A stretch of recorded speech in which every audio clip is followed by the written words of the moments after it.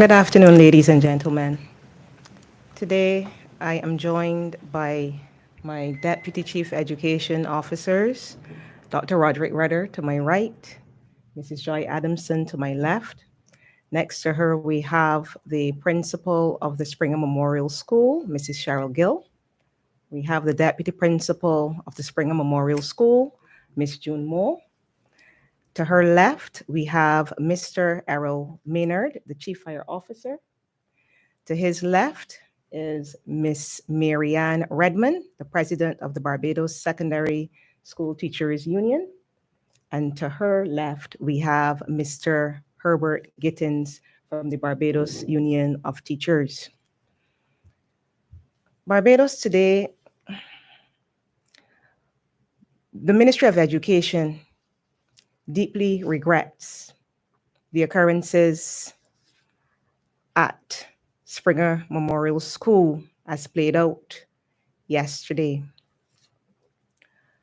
We had an extensive meeting, long meeting with the principal and the deputy principal to get a better understanding of what occurred. I use the opportunity to inform you that the Ministry of Education was informed that the Springer Memorial School will be conducting a lockdown drill on Wednesday.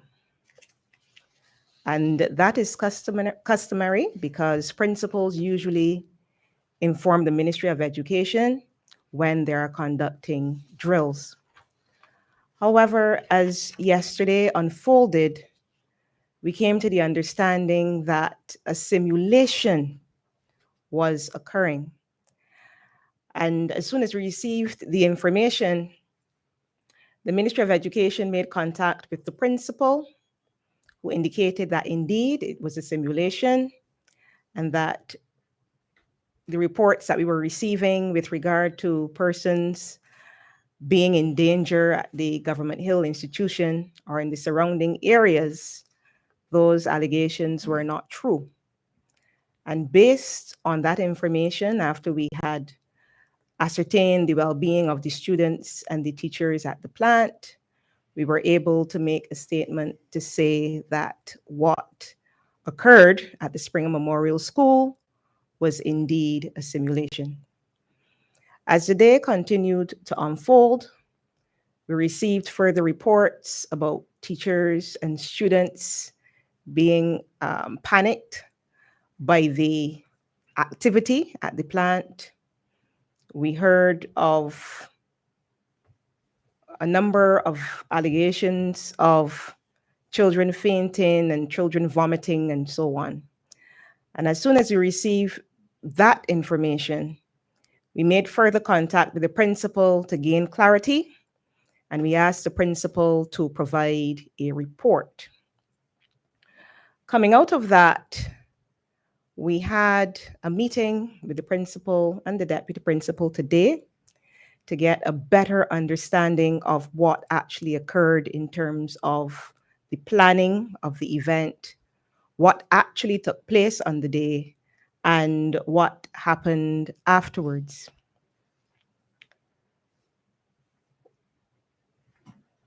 I want to make it clear that the Ministry of Education supports its principals in the execution of their duties.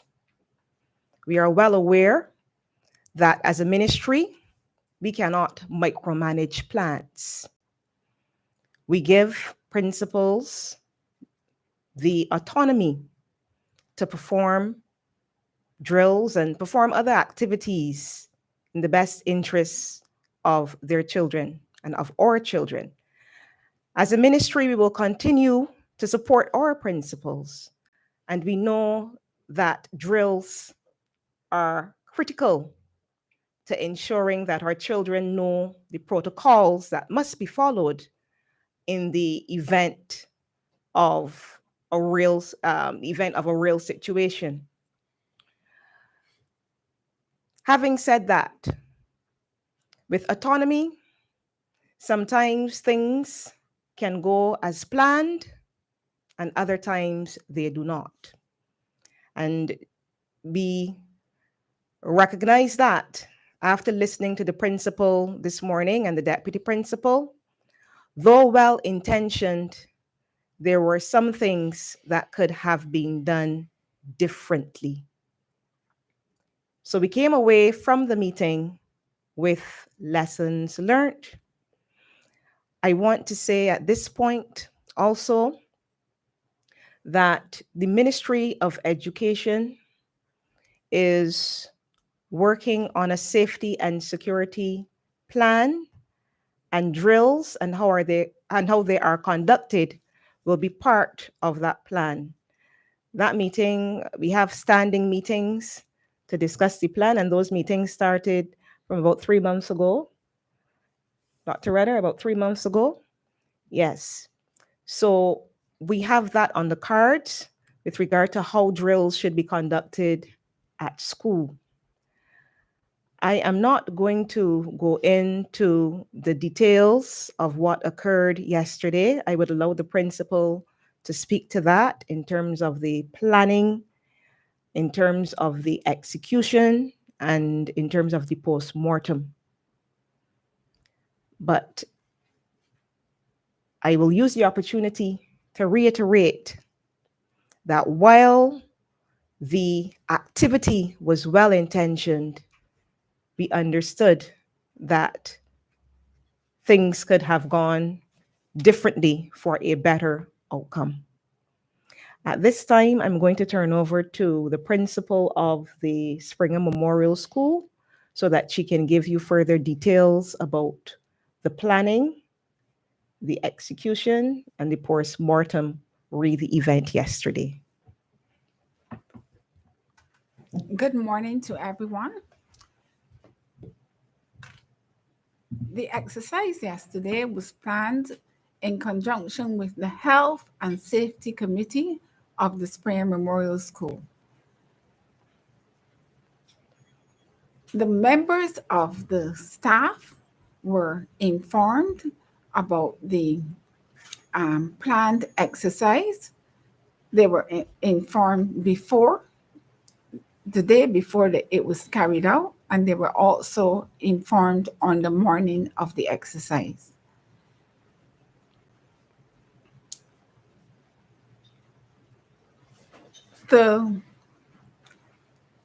It was a lockdown exercise, and all of the students were in place in classrooms when the exercise began.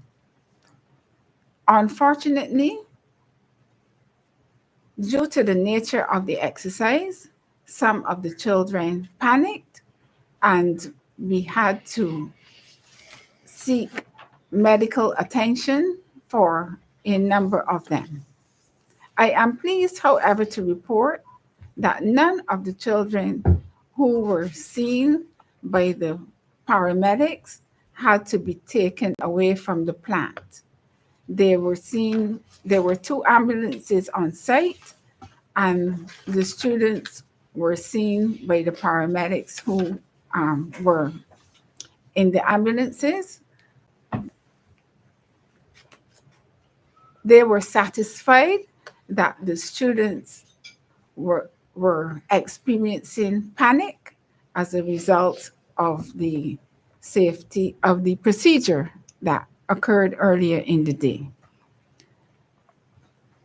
Our members of staff, as well as the ambulance personnel, worked in conjunction with the police officers to make sure that all of the children on the plant remain safe, remain secure, and also that they were well looked after.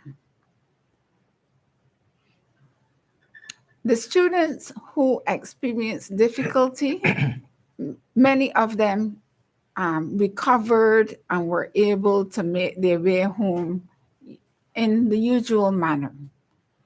Some parents arrived on the scene, and they were looked after as well. We had 2 orderly queues for parents to take their children away if they deemed it necessary as information spread of what was happening on the plant. I would say to you also that some of our students were in classes supervised by teachers at the time when the ill students were being looked after.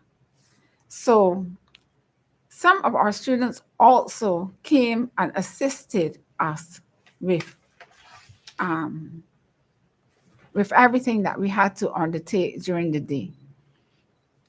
The exercise today was intended to be a very important part of safety procedures that schools carry out all the time to ensure that we are prepared to deal with various scenarios.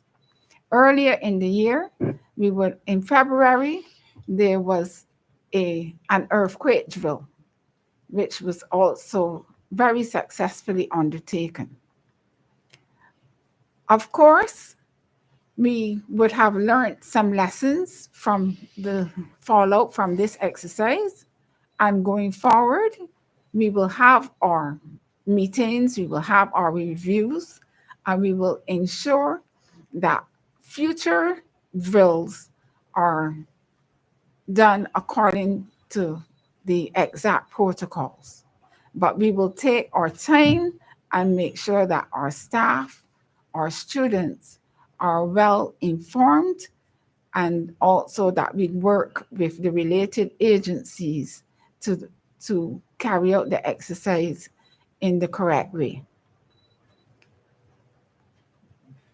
We have spoken to our students who arrived on the campus this morning, and we have had in place a well-organized system for students to be supervised by their teachers and also receive counseling at the same time. The students who came to the campus today were very calm, very orderly. We had our worship in the morning as is customary, and they were placed in specific groups under the supervision of their year heads and teachers. And we are satisfied that they have shown that they are comfortable on the campus today. They've been moving around as normal up to the time when we left, and we are positive that today's experience will be a good one for them. We would like to thank all those persons who assisted us with the exercise and with the fallout. And we want to assure our parents, our guardians, and the public in general that we have the safety of our students and our staff at heart, and that the intention of the exercise was to ensure that we were ready for any such occurrence. And however, going forward, we will ensure that the protocols are fully followed. And we thank you. Right. Thank you, Principal.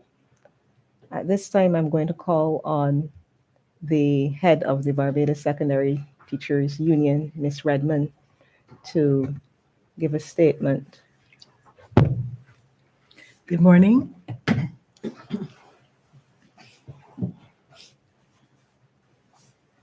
First of all, the union would like to state that we find the incident yesterday to have been one where, yes, there were challenges, and it is unfortunate that there were challenges in yesterday's planned exercise. There are lessons to be learned from this matter, and I am sure that they have been. You've heard expressions of regret offered by both the Ministry of Education and the administration of the school. You've also heard that the principal herself has offered the assurance that in future such drills or simulations, there will be far more care taken in adhering to protocols. It is the union's hope, first and foremost, too, that people understand the necessity for these drills. These drills are important to on the school compound, especially at the secondary level with in many schools over 1,000 students, where it has become increasingly important and difficult at the same time to safeguard the well-being of users of the plant. It is important to have these types of drills to properly prepare persons on the plant in the event of either natural disasters or man-made hazards. This is something that this union has been asking for many years, so we are very happy that they are actually happening. And I think that we have to provide a brief background here against which these types of drills and simulations occur. For example, at the same Springer Memorial School, it is now about 5 years ago, there was an intruder on the school with a gun. Last academic year, there was the sexual assault of a student at another school. This school year, on September the 18th, at the same Springer Memorial School, there was the breaching of the deputy principal's office by a parent and the blocking of the door to prevent the deputy principal and others who were in that office from escaping the room while they were threatened by a parent. And these are just some on Tuesday, one of my members called from a secondary school in St. Philip, where she too was assaulted by a parent. This has nothing to do with, on a daily basis, the number of students that enter our school compounds with weapons, the number of students who are abusing drugs and who may have weapons. And so these types of exercises are very important. What is equally important, yes, is that they're done with as little possible fallout. And yes, we have learned from yesterday's incident how certain types of measures are to be put in place to decrease the possibility of fallout. The union hopes that in moving forward, the lessons learned would be applied across the board in all future such exercises, and we stand ready and willing in any way to assist any school as we move forward in trying to secure the safety and well-being of users of school plants. Thank you. Thank you, Ms. Redmond. I will now ask Mr. Herbert Gittins to speak. He's from the Barbados Union of Teachers. Yes, good morning. Herbert Giddens, General Secretary, BUT.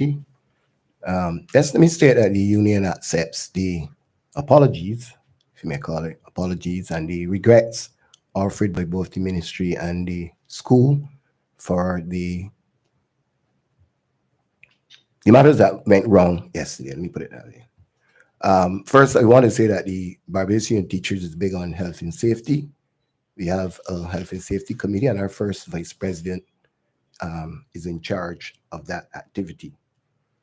We would want to applaud all schools for putting safety measures in place, since in this society, we all have to be prepared for any eventualities. So we are supportive of the precautionary measures, health and safety that are put in place in schools. Schools have health and safety committees, and termly they plan various drills and simulation exercises so as to ensure that the students and the staff are aware of the various reactions for different scenarios that may present. what I will want to do as a union, from as a representative of the union, is to encourage schools when they're doing these exercises to seek the assistance of the Barbados Police Service and the Fire Service to provide guidance and some training, so to rule out or to cut down the chances that you may have some missteps. Some missteps will happen because this is life.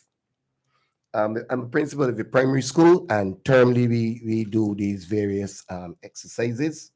And what we generally will do is have what we will call an announce drill, where that will serve as a training exercise.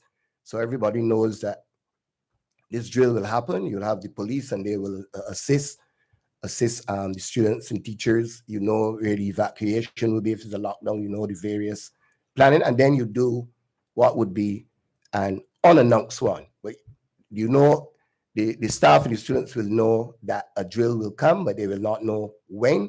They know what the signals will be, or whatever devices you're using to trigger the action, and then that will kind of negate some of what may have happened yesterday at Springer, so that advice can be given. We are aware that all did not go well with the simulation, but we have heard that efforts will be made by the school to try to put things in place to ensure that this doesn't happen again. These exercises, as I said, are critical part of the school process and is encouraged by the BUT. So we want to take this opportunity to wish the staff and the pupils at the school well as they move forward this term. It has been a learning and a teaching moment, and we hope that this will serve for the better in the future. Thank you. Thank you, Mr. Gittins. I'm now going to ask the Chief Fire Officer to speak about drills and the importance of drills. Just very briefly.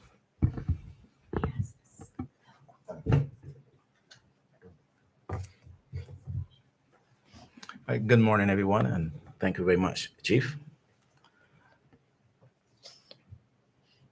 Even before I speak to drills, I need to basically commend the Ministry of Education and the schools for their effort in ensuring the safety of their children by carrying out these drills from time to time. It is important. Drills and exercises are important for us to be able to gauge where we are, to bridge those gaps, to make sure that we can get where we ought to be and where we want to be. As most of you would have said, there's a process in having these drills done or in carrying out these drills.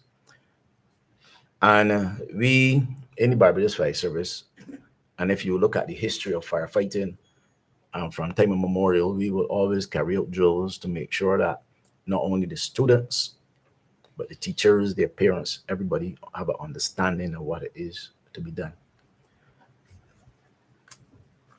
I don't know the nitty-gritty of what happened yesterday, but I'm sure that there are some positives that came out of what happened yesterday. We now know that in your writing your policy, because once you carry a drill, you will have some findings, and put in your policy, you know that you have children at the school who do not tolerate stress very well, and that needs to be accounted for and prepared for. You know that the children who easily go into panic attacks, and then you have to make sure that you can cater to that, because that is not only informative for the drill, but any other stressful situation that might occur at the school. So we need to look at that. I hope, though, that this episode does not stop any school or even the teacher in question from carrying another drill. You look at this as a learning curve, and you move on from there. There are no guarantees. Every time you conduct an exercise or a drill, you will find something that you need to work on. That is why you do it periodically. Matter of fact, every time you, in addition to when you decide to do it on a termly basis, every time you have new intakes, you should really carry out a drill to make sure that the new intakes have the same understanding as those who would have been there before. And for those who have been there before, it's a reminder to them. But even as often as you do it, there's still no guarantees. And once you find those gaps, then you look, see what you can prepare, what bridges you need to, gaps you need to bridge, and move on from there. So the Barbados Fire Service is always willing to assist, and not only in fire drills, because our officers are trained to cater to any hazard. We deal with hazards of all sorts, and we conduct drills of all sorts. So we are here to assist any school, and you can call on us anytime. We have officers are in the various divisions who are willing to do so. So I basically want to commend the Ministry of Education and the schools for carrying out their drills. And where you find your gaps, you then definitely need to reach out, and we're here to help. Thank you. All right, thank you very much, Mr. Maynard. And before we go into questions, I just want to use the opportunity to reiterate that what occurred yesterday is not something that the principal would have intended, the Health and Safety Committee would have intended, or this ministry would have intended. We are very much about the health and safety of our children, but given the outcome, what we have done was to deploy counselors to the schools that can assist the children and assist the teachers if needed. And that counseling will continue as necessary. At this point, I'm going to open the floor for questions if you have questions.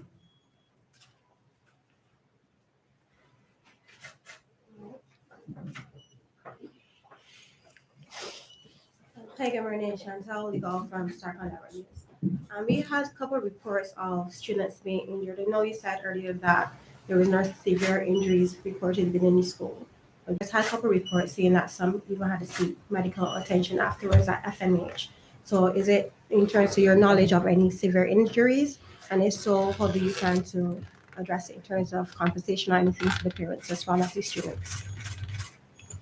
With respect to injuries, I have no reports of injuries. I had one report of a child who said that her foot felt a little strange and she was dragging it. Her dad took her to the doctor yesterday. I spoke with the dad last night and he told me she was fine, and that student is at school today. So in terms of counseling, because some of the children we just saw yesterday would have been severely impacted by it psychologically. So what is the ministry or the school itself trying to do to help those children and probably some other students within the school as well? Right. But as you would appreciate, yesterday was the day when the event occurred. It was fresh and there was a measure of panic among some elements of the school's population. Today, we have in place counseling for all of the students who are present on the compound. And also, if there was any particular child who needed an individual counseling, then that will be arranged. I have communicated to the parents and the guardians by email that counseling will be available because the entire school's population is not present today.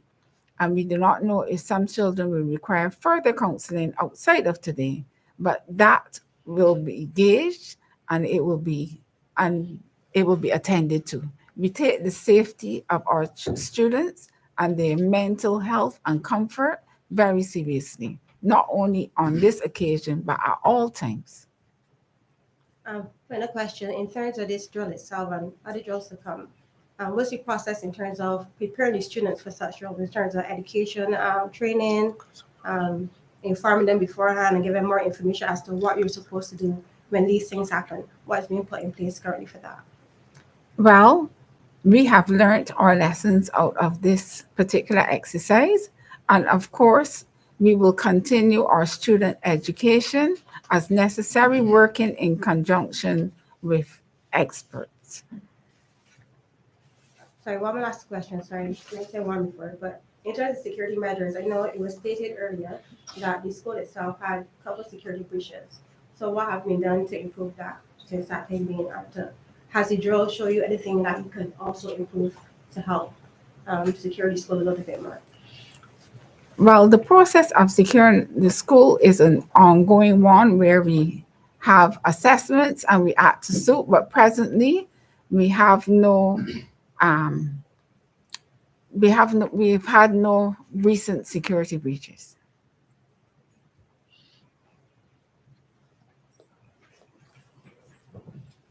Morning. Good morning.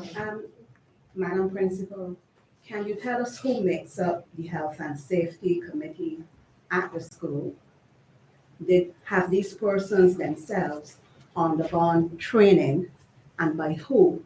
And did these persons consult with the experts such as the fire chief, the police, the BDF, in terms of this particular exercise?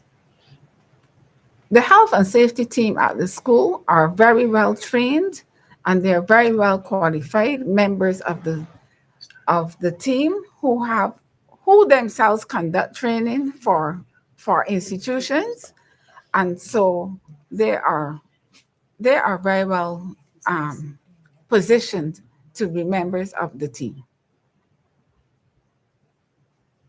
Are there teachers? Who makes up the health and safety team? The health and safety team is made up of teachers of the school and some members of the ancillary as well. Okay. In terms of yesterday's drill, do you know if they consulted with the experts such as the fire chief, the BDF, the police, in terms of putting this drill together? And can you tell us how long before yesterday was this exercise in planning? This exercise, as a team, we would have had an exercise in February, and from then they would have been thinking of what next they would have to do, because they're a permanent committee in place looking after the health and safety of the school. Okay. I guess I'll have to get some answers to those questions from the chief.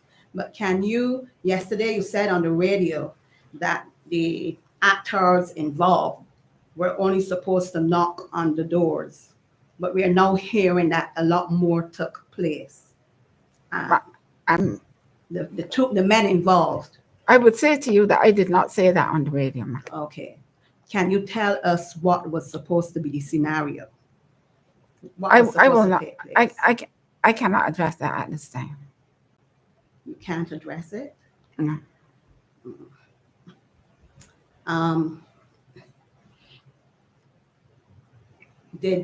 Were the instructions of the health and safety team carried out to a T?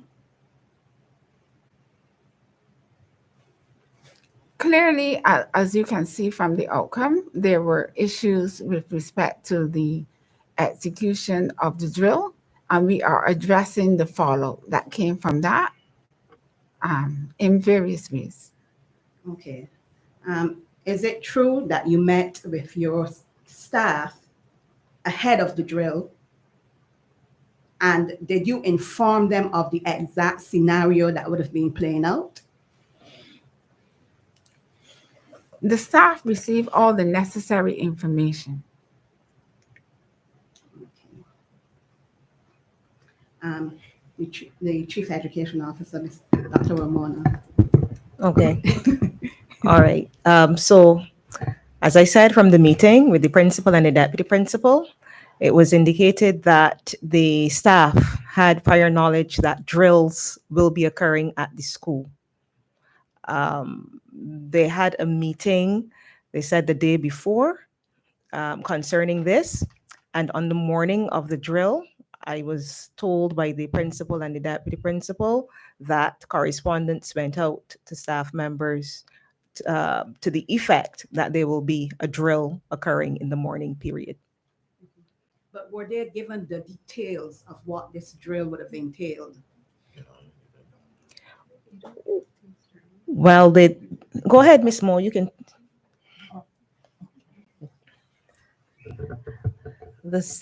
the staff members were given the steps that they should take with respect to the particular simulation that was taking place. On reflection, do you now understand that you should have had the experts in place, such as the fire chief, ambulance, emergency technicians, those kind of people should have been in place when you're doing an exercise of this level where children are involved?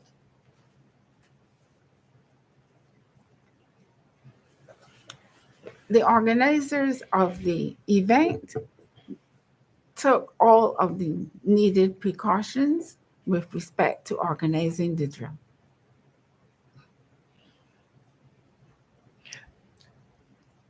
Can I come in here? Of course. Because I spoke with, as I had indicated to the press, that I had intended to speak with the BSTU representative on the Safety and Health Committee.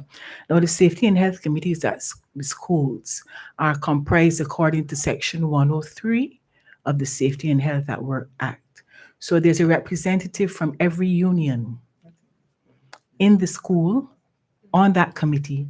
There's a representative from the Board of Management, a representative from the ancillary staff, through their union rep as well. So that is how they're actually constituted legitimately. And my rep would have indicated to me that written instructions on what to do during the drill would have been disseminated to staff before the event. And these instructions included the fact that an orange alert would be announced. Now, the staff had an email indicating what was involved with this orange alert, which were things like remain in the classroom, barricade the doors with desks, lock all windows, drop to the floor and remain silent, take cover and remain in place until the all clear was given. So that was circulated before the event. On the same morning, there was an email sent to staff as well, reminding them that the simulation would take place on that day. It is also my understanding from my rep that before the exercise started, an announcement was made over the PA system that the school was now on orange alert. And therefore, the expectation was that immediately those outlined instructions would have been followed by all concerned. There was a little problem, however, with the fact that there were some students on the corridors who were not in the classrooms when the alert was given, and they seemed to have created a panic response that tended to reverberate. Okay. That is the report from my rep on the Safety and Health Committee, and as I did indicate to the press, I would indicate to you what my findings were. Thanks for that very detailed explanation. So I gather that even though the email went out to the teachers, they were not told that men with machete and guns in hand will be running. I cannot say that definitively. I can only report on what was said to me. I would not extrapolate from that. Mr. Redmond, if you were told before that that was supposed to be the scenario, would you have endorsed it? Would you have told them to go ahead to say it's a good scenario? The fact of the matter is that I don't know if they were or were not told. I would have had to have had other details in relation to that type of information before I could express an opinion one way or the other. But persons entering school premises with machetes is not unknown in our system. I guess anyone can, the chief education officer, this question is to you. Are there other drills planned for other schools, and what will obtain now going forward? Our principals usually plan drills, and they inform the Ministry of Education. I must say that the simulation that occurred yesterday was the first of its kind, um, to my mind, since I've been in at the Spring Memorial School, since I've been in the chair. Um, However, but we've had drills before. I understand that there were simulations before, but not of this kind.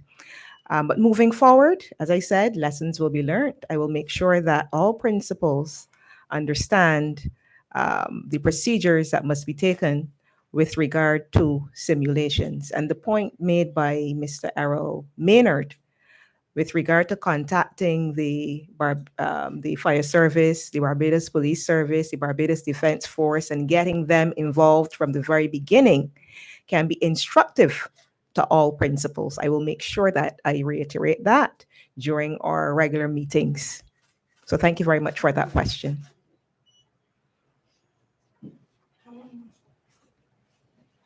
I kind of wanted to touch base on what you were saying about the involvement of the police, because the principal should have mentioned about police responding and being involved in this process. But as we were informed that, well, aside from these guys saying that police were on board, we were informed that students called the police and the nearby police station responded to the incident at Spring Memorial as well as task force, expecting a different type. They weren't knowledgeable and they weren't informed of the drill. So with regards to that, like, did you guys not did you not actually inform the police that this was going on, so that students, when they called in, would be will be told, oh, it's just a drill, calm down and take the necessary steps? All right, I'll let Dr. Rudder speak to this based on the meeting that we had. Based on the meeting that was held, the school did indicate that there were members of the Barbados Police Service who would have been privy to what was happening and participated in the exercise.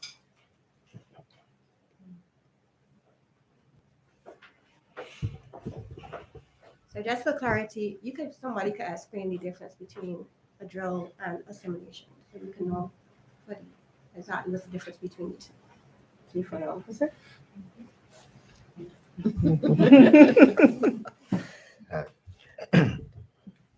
Okay, the drill and when you say simulations, when you hear about persons conducting a drill, it means that they've done some education, carried exercise and done some education, and you're trying to make sure that everyone got a good understanding of what he or she is required to do when something does happen. The simulation is more of a real life situation where you bring all of those skills that you have, and they say we have a simulation. You're not prompted anything of the sort, and you have this real life situation where you then evaluate whether or not these players now actually doing what they would have been taught to do during the exercises or the drill. So the simulation is more like a bring all everything together and you acting it out in real life situation. So there's a difference in preparation between preparing students or teachers for a drill and a simulation itself? Well, when you have completed your preparation and you've gone through your drills, then you plan at some point down the road to do a simulation. You might not necessarily do a simulation as the extent that you are pushing the simulation thing, but we do them often. We do drills and we do simulations. And in terms of this type of simulation for this age group, what's your recommendation for that? Simulations can be done for any age group. The bottom line is that the simulation is not only for the students, or the drill is not only for the students. So the teachers must also be part of that. And if you tell the teachers before, because you also assess whether or not the teachers know what they are supposed to do to protect the children during the exercise. So it's for everybody. So it just have to be age appropriate at any time, but it can be for old persons. You do them in old people homes, and then you do them in we call it prep school, nursery schools. So you do that at every level. Back to the principal, sorry. Some people are asking in terms of the actors for the simulation? If there were teachers, if there were police officers, exactly who were the actors in the simulation? I cannot speak to who they were, So my last, but they were professional trained persons. Yes. so my last question going further back to the ministry then would be, in terms of people calling for accountability and asking for people to be held accountable, we send out an apology. What was the next step for the ministry in addressing this situation? I know you talk about preventing for a situation, but in terms of accountability for this situation, was there a step going forward for that? You speak about accountability, and I know sometimes when people hear the word accountability, they talk about blame. But we are all using this situation as a teachable moment. When I called the principal in and the deputy principal, I asked for the facts. I know that social media has a lot of information out there. I am a scientist by training, and I like evidence. So I asked the principal to present me with the facts. And based on the facts, we were able to make evaluations to determine where the strengths were, where the gaps were, and how we can close the gaps. And we will use this opportunity to improve how not only Springer Memorial, how they move forward in the future, but how all schools should move forward in the future. I am not going to sit here and point fingers and blame the principal and the health and safety committee and others for taking initiative to do something that went wrong. As I said, the Ministry of Education has oversight. Principals have responsibility for the activities at their school. The ministry is not in the business of micromanaging schools. It does not know every single day, every single minute what happens in schools. That is why we have principals, and we place trust in our principals to do what they have to do. But we fully understand that with that, things can go very, very right, or at times things can go wrong. And when things do go wrong, it is very important for all of us to learn from it. And as I said before, we regret the fallout. It As the information came to me yesterday, the same way it was coming to you and all the other people in Barbados, as it came to us, we had to sit down, look at it, evaluate it. I asked the principal to provide me with a full report because it must be a teachable moment. This will not prevent the Ministry of Education from trusting their principals to do what they have to do, because many of them are doing an excellent job.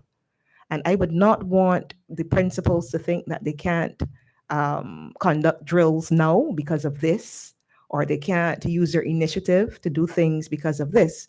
But I want that when they do use their initiative, that they, to the best that they can, they get the input of all of the experts and so on, so that they make the best decision at a given point in time. So I am not in a position to place blame or anything like that on anybody. This is a teachable moment, and we will move forward even stronger from here.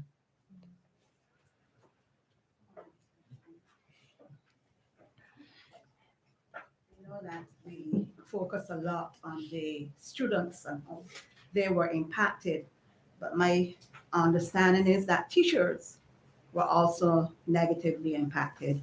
If the principal can tell us what's going on with the teachers, are they also open up to being counseled, and what was the feedback from the teachers, if you've had feedback as to yesterday's exercise, which I understand caught many of them off guard, even though they received that memo? As a school, we are always concerned about the health and safety of all of the members of our staff as well. And we have made provision for anyone who would require counseling to do so. But many of our teachers are on the job and assisting with the running of the school without any issues. They have indicated by WhatsApp and so that they are fine, and that they are working to support the school in its efforts to recover. have all of them turned up for school this morning?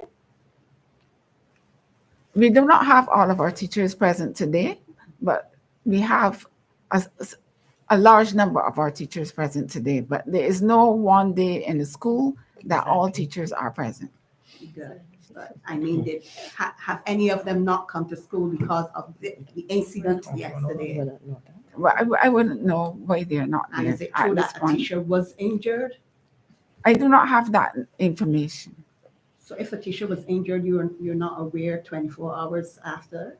You don't know?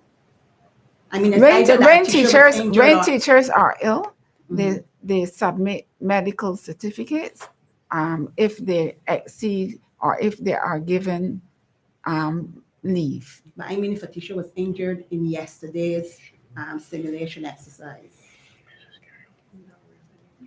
I didn't get that report either from. So I would say not to the best of my knowledge. Yes, Not to that's the what- best of that's- my that's what knowledge it at this says point now. in time. Okay? Mrs. Adamson wants to say something here. Okay, thank you, Chief. Good morning, all. Several persons have been repeating that guns were present, and to the best of our knowledge from the Health and Safety Committee and from the principal and deputy principal, no guns were involved. And I just wanted to make that clear. And also to stress that the ministry, we have been working with SEDEMA, and we are looking at a safe school policy in addition to the policy that Dr. Rudder is working on. And we do have training on a regular basis. Next week, we actually had scheduled a workshop, a 4-day workshop for several schools where we will be going through the procedures as well. So this is an ongoing thing that the Ministry of Education has been doing. Okay. Well, several of the reports from the students say someone was carrying a mock gun and a machete, a real machete.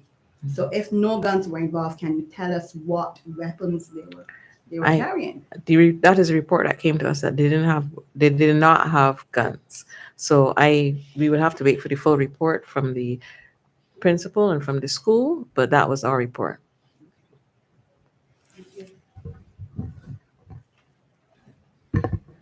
Have any further questions?